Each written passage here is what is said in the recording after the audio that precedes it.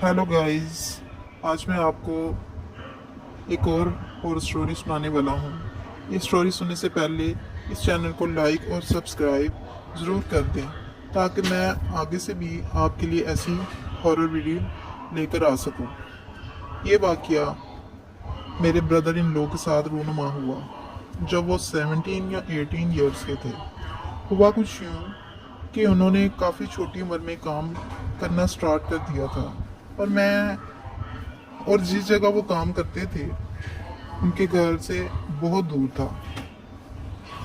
ऐसे में घर आते आते बहुत देर हो जाती थी। रास्ते में एक कब्रिस्तान भी आता था जो कि शॉर्ट रास्ता था और लॉन्ग रास्ता जो था वहाँ से वो आते होते थे और वहाँ से बहुत कम लोग गुजरते थे जो कि कब्रिस्तान वाला रास्ता था, क्योंकि वहाँ पर सुना जाता है कि जो कोई वहाँ से गुजरता है वहाँ पर जिन्नात या ऐसी कोई चीज़ें उनके पीछे बढ़ जाती हैं, इसलिए बहुत कम लोग उधर से आते जाते थे।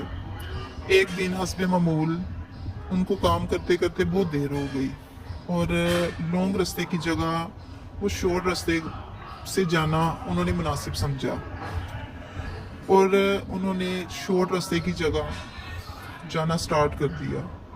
और वो बहुत बहादुर इंसान है, उनको कभी किसी चीज़ से डर नहीं लगता, इसी वजह से वो कब्रिस्तान के पास से गुजरने लगे। उस रास्ते से वो पैदल ही घर जाते थे और इस दिन भी वो काम से घर शॉर्ट रास्ते से ही गुजर रहे थे कि अचानक उनको ऐसा महसूस हुआ कि उनके पीछे कोई आहिस्ता आहिस्ता चल रहा है। तो उन्होंने अपनी रफ्तार और तेज़ कर दी, लेकिन फिर भी उनको ऐसा लगा कि कोई तेज़ तेज़ उनके पीछे चल रहा है। उन्होंने दौड़ना स्टार्ट कर दिया और जो उनके पीछे चल रहा था उसने भी दौड़ना स्टार्ट कर दिया। उनको बाकायदा उसकी आवाज़ आ रही थी कि जैसे कोई उनके पीछे दौड़ रहा है। और आखिरकार वो दौड़ते दौड़ते भागते भागते पसीने से शराबूर अपने घर पहुंचे।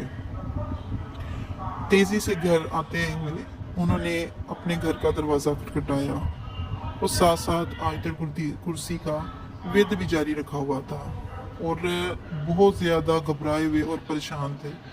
इतने में उनकी वालदा ने घर का गेट खोला और जो ही उन्होंने गेट खोला और अपने बेटे को उन्होंने पसीने से शराबोर और परेशान देखा तो उन्होंने उनसे वजह पूछी।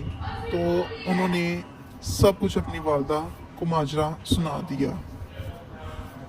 उनकी वालदा ने उनको आयतल कुर्सी और काफ़ी ज़्यादा विद करके उनके ऊपर फूंक मारी और उनको खाना वगैरह दिया और उनको हौसला करने के लिए कहा और उनसे कहा कि बेटा आइंदा के बाद उस जगह से कभी मत जाना, क्योंकि वो वहाँ पर ऐसी चीज़ें असरात मौजूद थे। वहाँ का हर रिहायशी इस चीज़ को जानता था, इसलिए बहुत कम लोग वहाँ आते जाते थे। और कुछ दिनों के बाद तक उनकी तबीयत संभली, लेकिन काफ़ी डरे डरे उस समय रहते थे। हालांकि वो बहुत बहादुर शख्स हैं, उनको कभी किसी चीज़ से डर नहीं लगता था। जिस जगह वो काम करते थे फिर उन्होंने वो काम करना भी छोड़ दिया। कैसी लगी आपकी